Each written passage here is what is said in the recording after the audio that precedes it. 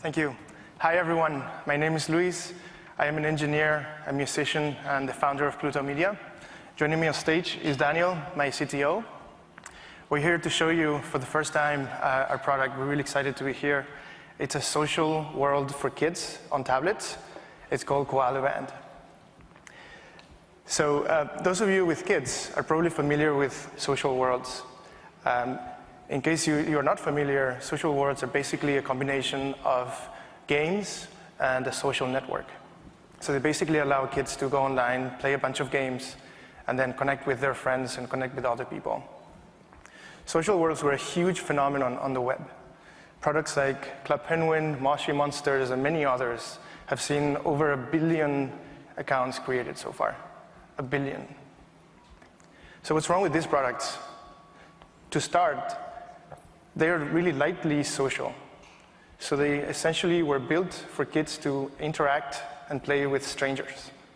And as parents and teachers, you can think why, probably obvious reasons why you wouldn't want that.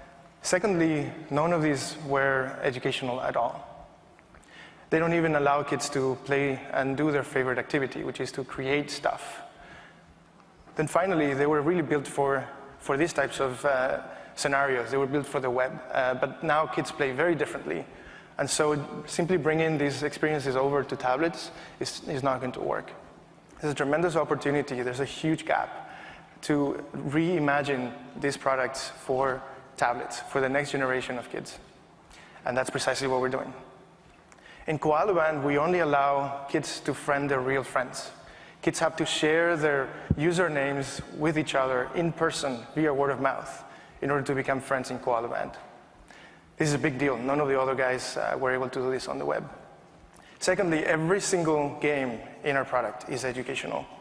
Given my background in music, we started with music, but we've architected the product so that other subjects that we'll release later this year will be nicely integrated. And finally, creation is front and center in Koala. We've made creation really fun and extremely social. So let me show you in a short demo. Sarah is 6 years old. She loves pancakes, she likes drawing, and she loves Koala. In fact, Koala has become her go-to app where she loves to spend, in fact, she spends over 20 minutes a day on average. This morning, earlier today, she exchanged usernames with her classmate Johnny. So now they've become friends in Koala. If she wants to play with him or find him, all she has to do is tap on her phone, see if he's online, and it's as simple as that. He can find him. So it seems like he's having a party at his room. Then it's very easy for Sarah to invite her friend to an educational game. This is one of her favorite games.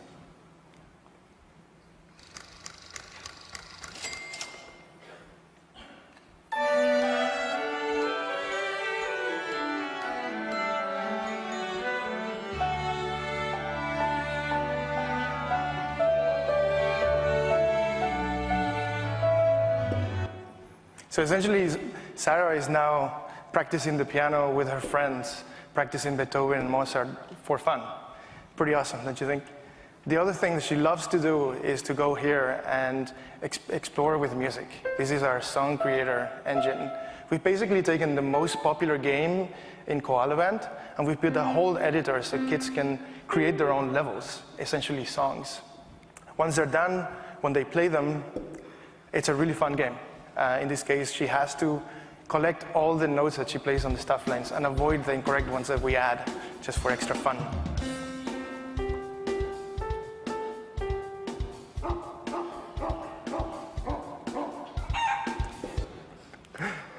And of course, she can share it with her friends, plus give mom and dad something to brag about. So that concludes the demo. Let's switch back to the presentation. We're live, and we have some preliminary data that I'm really excited to show you here today. Because kids are only friending their real friends, under the hood, Koala is essentially becoming the social network of kids. And so you see behind me the social graph of Koala. This is real data as it was forming over time. Circles are users, lines are friendships. And so you see a pattern. You see little clusters of 2, 3 nodes. These are kids friending at home. These are siblings. And then you see massive clusters of really dense networks. These are schools. Because we're educational, we've been leveraging the opportunity to distribute through schools. And because we are in schools, we see these massively dense networks. And what's exciting is that the kids who are part of this network are playing the game more than 2 times longer. They see 2 times the engagement, 2 times the retention.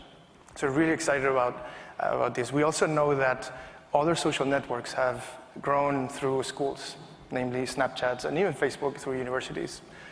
So we're really excited to explore this and to have found great success doing this. So that's Koala Band. We're the social world for kids on tablets. We're live today worldwide. So if you're a parent, if you have kids, if you have siblings, nephews, nieces, please download it and try it today. Thank you. All right. Very cool. Judges.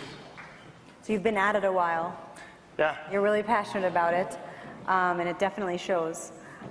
Do the schools pay for it, or how is it an app that's charged, or? No, we target the home. That's where we are targeting the monetization. So schools are not paid at all. Because I know they're buying a lot of iPads, but they don't know what to put on them. So yeah. You should get in there. Sure. And we're seeing great stories. The best one was a teacher. We've pilot tested in more than 10 schools in the Bay Area. That's where we're based. And we saw a teacher who was a little bit against using the app. She was a bit overwhelmed with the complexity of the app. And then we finally convinced her to just try it after school with a couple kids. And when she did, then the following day, the whole classroom knew about this. They all wanted to try it. By the end of the week, the whole 2nd grade knew about it. And then you fast forward 3 weeks later, she installed it in 2nd, 3rd, and 4th grade, and she's super happy using the app. What's the engagement been since you guys actually have launched and people are using it? Are people playing every day, every week? What does the early data look like? Sure. We have, so for the socially activated users who are kids who have friended someone on the app, we're seeing tremendous engagement and retention. We're seeing over 70% day 2 retention, over 25% day 30 retention. And kids spend, for example, just to give you a sense, 35 minutes on day 2. So I think the engagement and retention seems really, really strong. What's the target age? We're targeting 6 to 12-year-olds. 6 to 12-year-olds, okay. It looks amazing, but I must admit, scares the shit out of me to see the social graph for children this age. Yep. And I'm sure you guys have the best intentions, but if this becomes successful, then probably someone like Facebook will acquire it and try to do evil things with this data. And I love Facebook and everything, and heavy user. But what are your thoughts around, just the evil ways this could actually be leveraged? Sure. We don't collect any private information. Those circles you see there are completely anonymous. We don't know who they are, where they are. And so, the only way we can leverage this is by knowing that somebody somewhere in the world is using our app for 25 minutes. That's as far as you can go. If you flip it to the other side, it's really meaningful to these kids to have their friends being in part of this product. They talk about it in school, then they go home and they easily connect. And essentially what they're doing is they're practicing Mozart and Beethoven. So it's really benign what they're doing. The nature of the interaction is also very benign. That's what I'm trying to say. So long the company is in my control, we'll focus on getting kids to be better educated and getting kids to create and share.